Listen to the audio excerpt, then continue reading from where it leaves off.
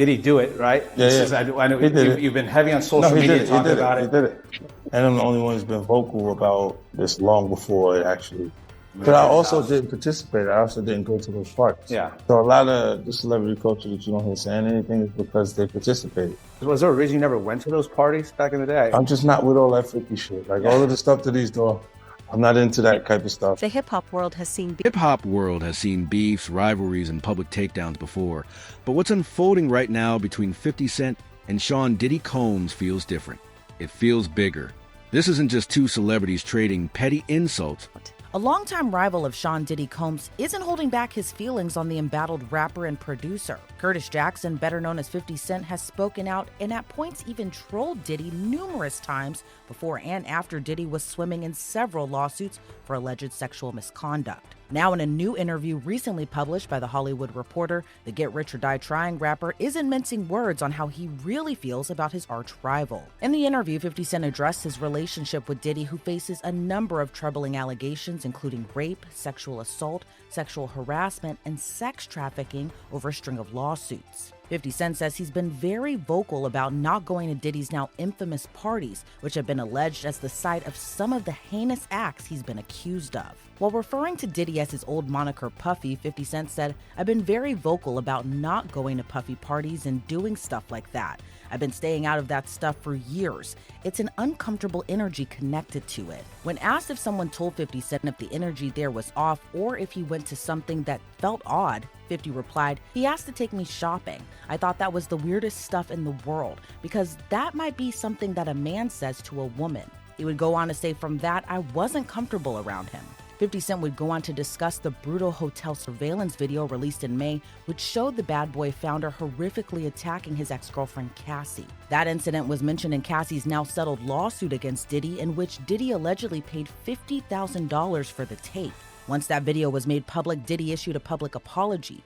However, didn't mention Cassie by name, as it's been reported Diddy is no longer able to say her name publicly as a part of their settlement.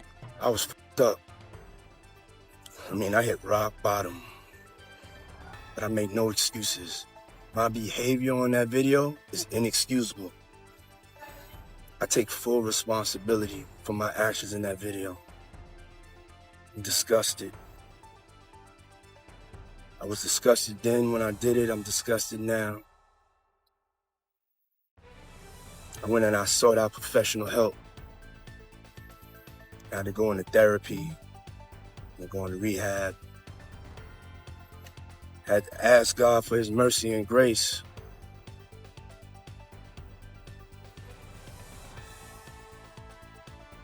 I'm so sorry. But I'm committed to be a better man each and every day. I'm not asking for forgiveness. I'm truly sorry. The video was published to Diddy's Instagram, but has since been scrubbed from his page. Diddy's rival 50 Cent had choice words about the brutal video, saying first he denied that even happened, and then the tape comes out, so that means everything that N-word says is a lie. When someone watches that, if they have a daughter and they can imagine her being under those circumstances, that stuff is crazy. Like they let him get away with it. With all the influence and power you have, the person you're with is supposed to be a part of your life, not be forced. 50 Cent has long touted his plans to make a docuseries about his longtime rival. When asked what made 50 want to produce the series, he replied in part, "I'm the only one from hip-hop culture that's produced quality projects." 50 Cent and Diddy have collaborated on a few songs together, and when 50 was an unsigned rapper more than 20 years ago, he used to ghostwrite for the Bad Boy founder. But 50 Cent made it clear the two just worked together. He replied in part, "I wouldn't call it a friendship because there would be disappointment between us if we didn't speak to each other. There's points that we work together." 50 Cent would go on to credit Jennifer Lopez, Diddy's ex-girlfriend, who 50 Cent said told Diddy he would work with him as a songwriter in the beginning of his career. 50 Cent said this occurred when he was getting back. "This is personal. This is strategic. This is personal. This is strategic. And this is dangerous for one of the most powerful figures in music history. Over the past 2 decades, both 50 Cent and Diddy have cemented themselves as moguls. Men who aren't just artists, but businessmen, brand builders, and power players in industry that eats the weak alive. But what's happening now threatens to dismantle that legacy, especially for Diddy. whose carefully cultivated image as a smooth-talking, champagne-sipping king of the culture is starting to crack under the weight of new allegations. It all began with an interview. 50 Cent, never one to bite his tongue, sat across from a popular podcast host, leaning forward with that trademark grin that tells you he's about to drop something nuclear. The conversation had been casual up until that point. Some laughs, some stories from the early days of rap, but then the host mentioned Diddy. That's when everything shifted. 50 paused. He didn't rush into it. He let the silence build, letting everyone watching know that what he was about to say Statement. Kept noticeably silent on the allegations he faces. That's except for one famous friend, Stephen Jordan, aka Stevie J, who's Diddy's longtime friend. After Rodney Lil Jones Jr. filed his federal lawsuit against Diddy earlier this year, in which he referenced Diddy's infamous parties as seemingly the scene of a number of the allegations he now faces, including sex trafficking, forced drugging, and compromising footage of celebrities that have been held as blackmail. Stevie J seemingly responded with a post to Instagram with the caption, "This is what a real Diddy party looks like." The video showed a number of famous faces, including Jay-Z and Beyonce, Kim Kardashian, her then-husband Kanye West, Naomi Campbell, and several others who were all together to celebrate Diddy's 50th birthday in 2019. Fast forward to 2024, 50 was asked why there have been so many silent voices when it comes to celebs speaking out about Diddy, as if they're afraid to speak up. He replied in part, "Some of them were involved at the parties and enjoyed themselves, so they don't know what the F is on the tape or what's not on the tape. So they're not going to say anything because they might have had too much fun." And then you got other people who look at it and go, "Well, that's not my business and I don't want to be in it." Then you got a part of our culture that says that's snitching or dry snitching. It's uncomfortable for me to say what I said because I've been saying this stuff for 4 or 5 years. Everybody else is not going to be as comfortable as I'm saying it. 50 Cent then alleged there's one famous friend that is aware of Diddy's alleged disturbing behavior. R&B legend Mary J. Blige, who got her start at Diddy's Bad Boy Records, has been a longtime friend of the embattled rapper and producer. But she reportedly has a great relationship with 50 Cent as well. When asked if Mary J. Blige reached out to 50, he responded, no, you know what? Mary never reached out to tell me not to F up Puffy because she knows he does that stuff." As Diddy and 50 Cent have long been in the rap game, they share another commonality, and that's 50 Cent's ex-girlfriend and the mother of his youngest son, Daphne Joy Navarez. The actress and OnlyFans model was named in Rodney Jones' suit against Diddy, as she was referenced to as an alleged sex worker of Diddy's that also gets paid a monthly stipend. She has denied those allegations in a post made to social media, writing, "I am deeply hurt by the lies in Rodney Jones' lawsuit. The claim that I'm a sex worker is 100% false and character assassination. I am retaining an attorney to explore all legal remedies against both Rodney and his attorney." 50 Cent seemingly poked fun at the allegation of the mother of his son being an alleged sex worker. In a post made to his social media page, 50 wrote a caption, "I didn't know you was a sex worker, you little sex worker, LOL." But this would prompt Daphne Joy to respond to her ex again on social media, but this time would accuse 50 directly of rape and being abusive during their relationship. She would write in part, "Everything is a joke to you until our safety is compromised, which is happening now. You are wreaking real havoc, frenzy, and chaos onto people's lives. How would you feel if Sire was the one in handcuffs? For nothing. Let's put the real focus on your true evil actions of raping me and physically abusing me. You are no longer my oppressor, and my God will handle you from this point on. You have permanently damaged the last hope I had for you as a father to preserve our family with these last and final false claims made against me. You have broken our hearts for the last and final time." Those allegations against 50 Cent would prompt him to fire back against his ex Daphne Joy and sue her for defamation. In his suit, 50 Cent said those allegations were unequivocally false and would claim she made the shocking allegations in retaliation after he moved to take sole custody of their son. Since that suit, Daphne has deleted her Instagram post accusing 50 of rape and physical abuse. 50 Cent was asked by The Hollywood Reporter the latest in the defamation suit. The rapper and television producer said he tiptoes around the Daphne stuff and explained why. He said, "I got a family court case. The allegations that came out, she posted things to her page saying some crazy stuff." Past allegations of underground dealings, private gatherings that were far from the glamorous public parties we've all seen on Instagram, and a network of influence that allegedly blurred the lines between business manipulation and exploitation. He didn't just imply. He didn't use vague, deniable language. He spoke with the kind of confidence that suggested he either knew the truth firsthand or had receipts that could back it all up. He named people. He described events.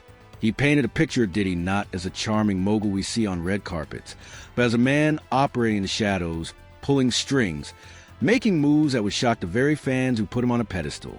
The clip exploded online within hours. It was on every major hip-hop blog, dissected on YouTube channels, and clipped into bite-sized segments for Instagram and TikTok. Hashtags with both of their names trended worldwide. People started connecting dots, digging up old rumors, revisiting past lawsuits, and suddenly realizing that certain whispers about Diddy's lifestyle might not have been so far-fetched after all. And then came the public meltdown. Just one day. Sean Diddy Combs and 50 Cent. These two go back a long time. They have been rivals for a long time. And this week we learned that, at least from Diddy's side of things, this feud apparently went far beyond words. 50 Cent's name came up during the testimony this week of Capricorn Clark. She is a former assistant of Sean Combs who went on to become the head of marketing for his Sean John clothing brand. Clark rose successfully and professionally through the ranks of Diddy's world during her time working for him, which stretched between 2004 to 2018, so she saw a lot. Clark claimed that Diddy would threaten her, and she says he even kidnapped her in 2011. All of this matters as we build up to how 50 Cent kind of factors into what she said on the stand. Now, Capricorn Clark started working for Bad Boy after she worked for Death Row Records.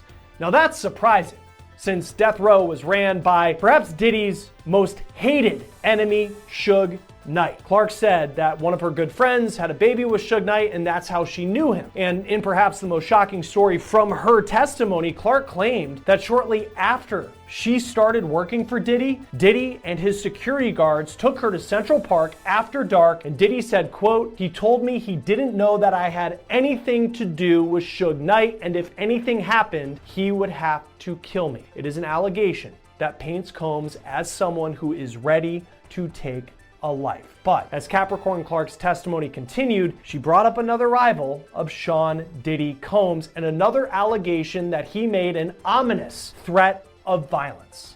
Clark testified, when working for Diddy, they went to a press event at MTV and 50 Cent was there. And just wait until you hear what she says Diddy told 50's manager. 50 Cent's real name is Curtis Jackson. He rose to fame in the early 2000s. You might remember songs like In the Club. You might remember that he was the leader of the rap group G-Unit. Now, 50 grew up in Jamaica, Queens, New York. Diddy, also a New York native. He was born in Harlem, grew up in Mount Vernon, New York, just about 20 miles away. And even though they both had success in music, they both rose to fame representing the city of New York and the rap scene there, they have been longtime rivals. In 2006, 50 Cent released a diss track about Diddy. So almost 20 years ago, this goes back a long way. And in that diss track, he says, quote, "Who shot Biggie Smalls? We don't get 'em. They gon' kill us all. Man, Puffy know who hit that expletive. Man, that expletive soft." Now, 50 is accusing Combs there of knowing who killed his friend, the notorious B.I.G. Christopher Wallace. Wallace and Puffy were incredibly close, but Wallace was shot and killed in a drive-by shooting in Los Angeles in 1997, and no one has ever been charged for pulling the trigger. This all happened during really the height of the East Coast-West Coast rap rivalry of the 90s, which involved Suge Knight, who we mentioned earlier. 50 Cent has also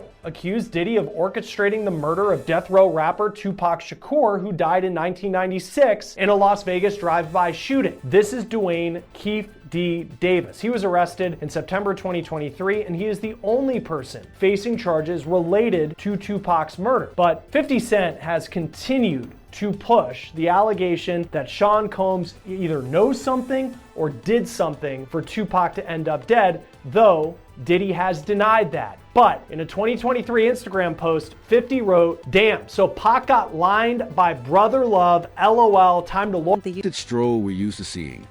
Witnesses say he looked visibly rattled from the moment he stepped out. His usual entourage trailed behind, but even they seemed unsure how to handle the situation. Cameras caught him pacing on a sidewalk outside a hotel, phone in hand, gesturing wildly, his voice raised. This wasn't a confident mogul with the perfectly rehearsed sound bites. This was a man losing his composure, and losing it in front of the world. Bystanders said they overheard him venting about lies and setups, angrily questioning how far 50 was willing to go. Others claimed he was on the phone with someone from his legal team, demanding immediate action, to shut down the narrative before it spread even further. But the damage was already done. When you react like that in public, the internet doesn't just watch, it magnifies. Clips of Diddy's outburst went viral almost as fast as 50's original interview. Social media users replayed his pacing, his hand gestures, the tone in his voice. Lawyer up, expletive might get sticky with a pic of Suge Knight in a car with Tupac. Diddy, who has a lot of names, Puff Daddy, Puffy, Puff, and Brother Love is one of those other names. Now, from Diddy's side of things, again, he's denied having anything to do with Tupac's murder, and he's also denied having anything to do with Christopher Wallace's death, and he's denied publicly having issues with 50 Cent. Here's what Combs said when he was asked about a beef with 50 in a 2018 interview with the radio show The Breakfast Club, Power 105.1 FM. Hey, yo, I don't have no beef with I don't know why. With Fifth. He loves me. He loves me. Do y'all really can't have see a it? beef? I mean, y'all can't see it. No, we can't see Y'all it, can't man. see that he loves me? But see, You really think that's hate? If you look at 50's social media, you can see he has a lot of posts about Diddy. And this is what he posted the day that federal agents in Miami raided Combs' mansion ahead of his arrest on the charges that he's now on trial for. 50 Cent posted on X, "Now it's not Diddy do it, it's Diddy done. They don't come like that unless they got a case." 50 Cent also included a link to his G-Unit clothing brand in that post. While Diddy in the Breakfast Club clip said that 50 Cent actually loves him and there was never a beef, on the stand this week, Capricorn Clark said otherwise. Clark said that she was at this press event at MTV with Diddy and 50 Cent was also there, all of this happening in New York. Clark said, quote, "After the interview wrapped up, myself, Puff, and Chris Lighty got in the elevator." Clark said that Lighty was an entertainment manager who, on paper, was managing Diddy at the time, but was also 50 Cent's manager at the time. Prosecutors asked Clark what happened in the elevator, and she said, quote, "Puff told Chris, because they were having some sort of issue, like, I really don't like all the back and forth. I don't do that. I like guns." The prosecutor then asked, "What's the issue with an individual?" And Clark responded, he had an issue with 50 Cent. She said Combs was very serious when he said that. In this case, it has become common to hear testimony from witnesses about alleged threats by Diddy. In fact, several witnesses have said that Diddy regularly threatened to fire people, to beat people, like his former girlfriend Cassie Ventura, and in this case, making a threat involving firearms to settle a dispute per the testimony of someone who was one of his closest associates for more than a decade. Invoking gun violence and some sort of veiled threat, that could be scary for some, but apparently not 50 Cent. On Instagram, 50 posted right after his name came up in the courtroom, quote, cut, wait a minute. Puffy's got a gun? I can't believe this. I don't feel safe, with a picture that looked like an AI image of 50 Cent on a movie set looking serious. And he wasn't done. Shortly after that, he posted another AI image on Instagram of him in a Yankees hat with a very scared look on his face with the caption, "Oh my goodness, itty bitty Diddy wants me dead. I have to lay low." Sad face emoji. "I think I'm gonna hide out at the playoff game tonight, LOL. Then the next day he posted what he did that night. He went to the NBA playoff game between the New York Knicks and the Indiana Pacers in Indiana. And you can see him here in a picture on the floor in a shirt that reads, quote, "Free Diddy," playing into the trolling that 50 Cent has done to Sean Combs over the years, even before Combs was ever accused of what he is on trial for. Flooding timelines. And just like that, the story wasn't just about 50's accusations anymore. It was about Diddy's reaction to them. Inside the industry, the whispers got louder. Some insiders claimed that 50's words hit a nerve because they weren't entirely unfounded. Old collaborators of Diddy started being contacted by journalists, former associates, many of whom had stayed silent for years. Suddenly became very interesting to the media. And while most people refused to speak on the record, the consistent pattern in these their odd conversations painted a troubling picture, one that lined up uncomfortably well with what 50 had hinted at. Behind the scenes, Diddy's team reportedly went into full crisis mode. PR specialists were brought in. Lawyers started reviewing old contracts, NDAs, and public statements. There were talks about controlling the narrative, releasing positive stories, staging public appearances, and leveraging loyal connections in the media to shift attention elsewhere. But there was one glaring problem. 50 Cent wasn't done talking. Fact. In these sex acts, these commercial sex acts in all different kinds of locations. So let me give you a piece of the transcript. She was asked, during hotel nights, usually what, if any, protection would you and the entertainer use during the intercourse? She answers, none. Why none? Because that was my partner's preference. And who was your partner? Sean. Did you ever ask Sean if the entertainers could wear condoms? Yes. Once or more than once? More than once. What's the first one that you can recall? The first night with Don. And what's the second time you can recall? One time at a Miami hotel. And those 2 times, how did Sean respond? He responded dismissive and kind of just almost, I don't know, just in a sense like guilt tripped me out of it and that it wasn't something that he wanted to see. What was Sean's tone when he had these 2 conversations with you in the room? A bit condescending, like just wanted me to move on from the subject, like as if it just wasn't going to happen, so like stop asking. Now it did come out in cross-examination that he maybe did give an entertainer a condom. But Joe, how important is the protection, the condom aspect to force, fraud, coercion? Because I had a guest on yesterday who said, hey look, she's got to take responsibility. She could have refused to participate if a performer wasn't using condoms, but is it that simple? It's not that simple because it's going to depend on how the jury takes it, and they could take it 2 different ways. There are discussions where she's asking about using condoms. Clearly, that's something that she expressed a preference to wanting to do. Okay, is that enough for the jury? The fact that he did not seem to approve of them. Okay, or do we go the other way when we don't see her issuing an ultimatum saying, I can't do this if we're not using condoms, or having him even emphatically say no. He seems to express a preference, but does he emphatically say no? Does he threaten her if they don't use the condoms? Is there something else that makes it more final where she can see in both actuality and perception that she either does not use the condoms or else? So if someone is inclined one way or the other, I think you have evidence that you can take from their conversations to go either way. And that's what makes this difficult. Joe, she described in graphic detail how these sessions would end with the men, right? How they would finish up, and let's just say how Combs, according to her, didn't want her to clean up, and then they would have sex. She and Combs would have sex after. And she even testified it was these moments with Combs that were the ones that she really enjoyed. She just wanted to be with him. That level of detail, that helps her credibility, right? And it doesn't appear that the defense is saying so much that this stuff didn't happen. Yeah, I think it does help her credibility because it makes her more vulnerable and more honest. This is not something that somebody wants to sit on the stand and talk about. She clearly loved this man. She clearly wanted to be with him, and that comes through. And so the humanization, I think, is really important. She wasn't just a machine and just a robot, etc. But you also can take different things from that as well. But her honesty is really important. Stepping back, if a jury is trying... He thrives in it. Every jab he throws is calculated. Every post, every interview snippet, every sarcastic comment on Instagram, it's all part of a bigger chess match. And according to some industry watchers, 50 is not just trying to embarrass Diddy. He's trying to completely dismantle the myth of his untouchability. Why? The theories vary. Some say this is personal, rooted in old business disputes and a mutual dislike that goes back decades.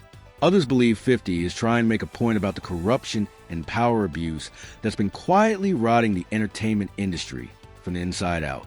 And a few think it's just 50 being 50, unable to resist the opportunity to stir the pot when he smells blood in the water. Whatever the motive, one thing is certain. Diddy's current situation is unlike anything he's faced before. Over the years, he's weathered controversies, lawsuits, and rumors, always managing to bounce back strong. Trying to figure out what all of this means, they're going to ask themselves, what is she saying? Why would she testify as to this? This seems to be nasty and crazy and maybe even a little demented, but she's owning up to it. So maybe we ought to believe her. So from that may come that the jury is more inclined to believe her.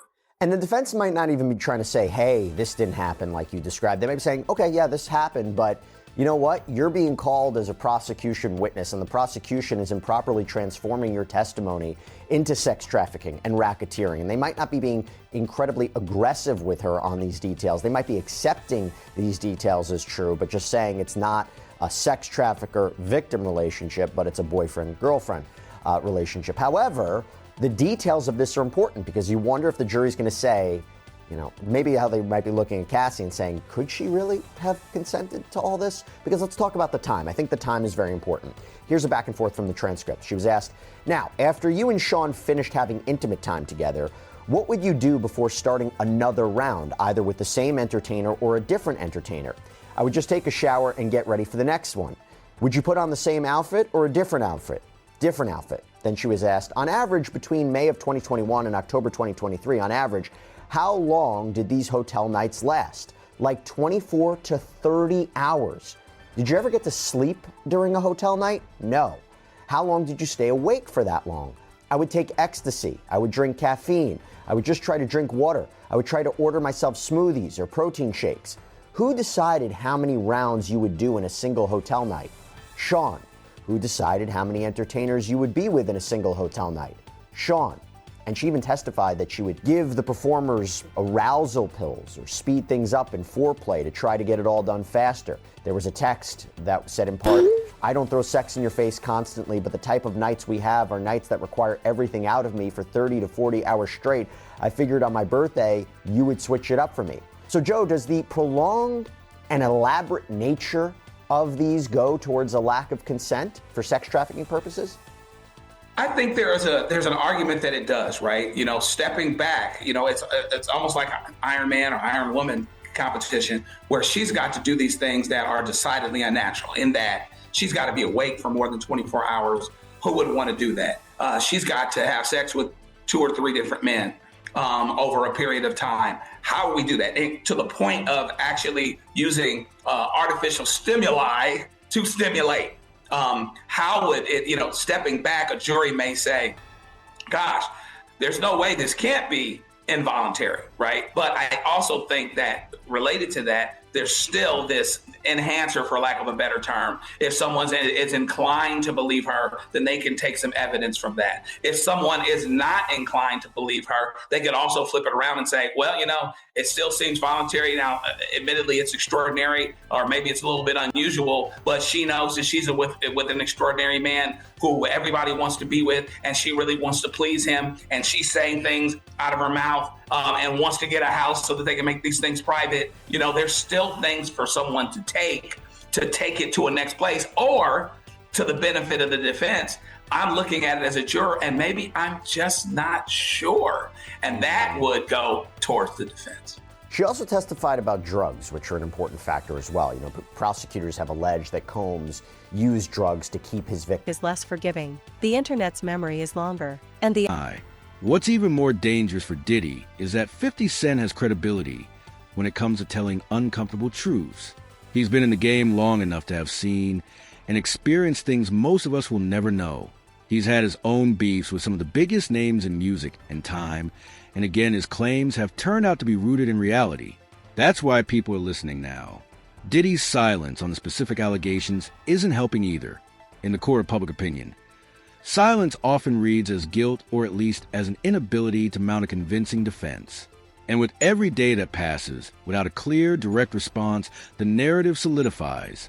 The way this is playing out feels like a slow-motion dismantling of a public figure's reputation.